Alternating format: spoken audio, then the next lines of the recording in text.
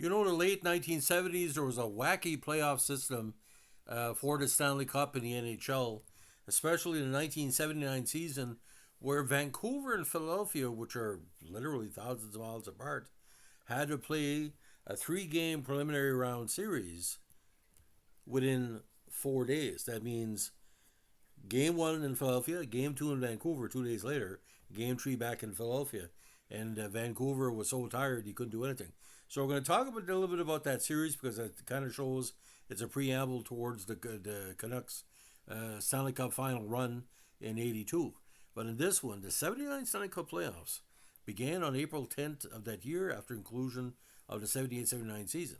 The playoffs concluded on May 21st with the Habs defeating the Rangers 4-1 to win the final series, 4-1 for the fourth straight Stanley Cup. Three original six teams made the semifinals, which not happened again until the 2014 conference finals. Now, the top 12 teams in the league qualified to the playoffs. There was only 17 squads in the association, and were seeded 1 to 12 based on regular season points, regardless of conference or division, as follows.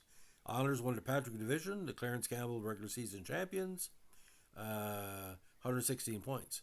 The Habs won the Norris Division, the Prince of Wales Conference regular season, 115 points.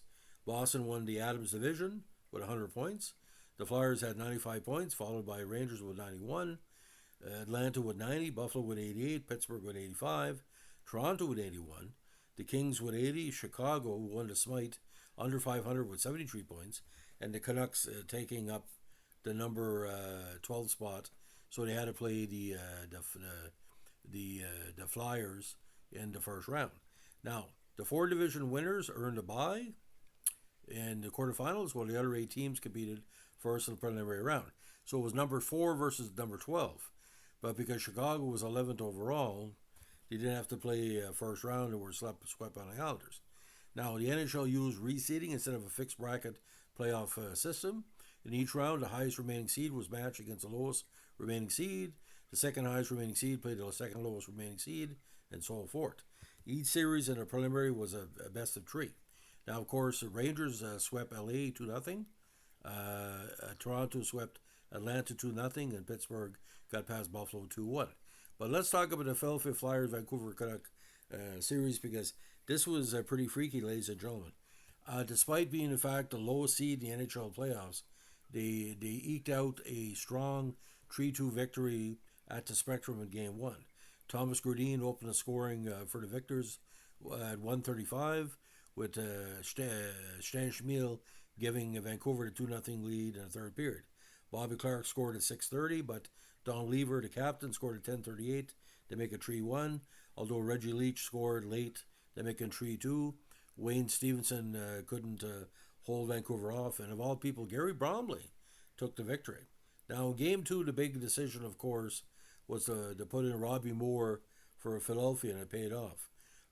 Philadelphia, back at the Pacific Coliseum, opened the scoring at 1:47 as Tom Gorns, the light-scoring skater, scored at 1:47.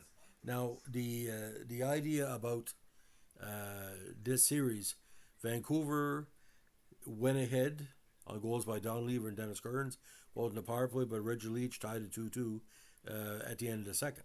Now, Gorns, again, a light scorer, scored at 1:12 in the second to give the Flyers a 3-2 lead, with Thomas Grodin tying at 3-3.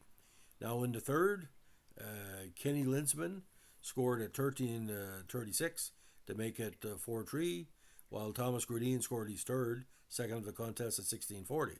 But Reggie Leach scored a winner at 19:06, followed by line mate Bill Barber, his first in 1957, for 6-4 victory. Now, everybody thought this was going to be it for the Canucks, and they were pretty right. Robbie Moore made 17 saves in the first game, turned aside 29 in the final contest for the victory. Now, Bobby Clarke and Al Hill scored in the first to give Flyers an early 2-0 lead, with Thomas Grodin scoring his fourth at 17:34.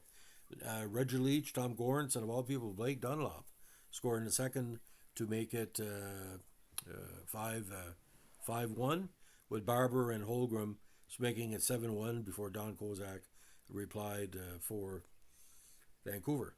Now, Gary Bromley, again, no disrespect to Gary, but this guy is was no Richard Bordeaux or Rajan Lemlin. Like I said, he was okay, but like I said, being a cast off of so many teams, I think the idea of this, that with Vancouver, ladies and gentlemen, he was basically a number two goalie trying to take all the effort in the playoffs. He was 8 games under 500 in the regular season, ladies and gentlemen. So, and this was coming off again a strong season with the Winnipeg Jets. He had played the WHA for a number of years after being part of the 75 Buffalo, what he called finalists, in 75 when he had 26, 11 and 11 record. So, ladies and gentlemen, the very interesting 1979 playoff format. And just to recap the post season for you, make sure nothing left out. Islanders swept Chicago 4 straight. Rangers knocked off Philadelphia 4-1. Montreal swept Toronto. Boston swept Pittsburgh. Islanders lost 4-2 to the Rangers. Montreal won 4-3, of course. The Game 7 goal in overtime by Lambert in Game 7. And Montreal knocked off the Rangers 4-1 in the Stanley Cup final. So a very, very interesting format. And again, 12 teams make the playoffs. Only 5 did make it. So, it was a weird time. Thanks for listening. Bye.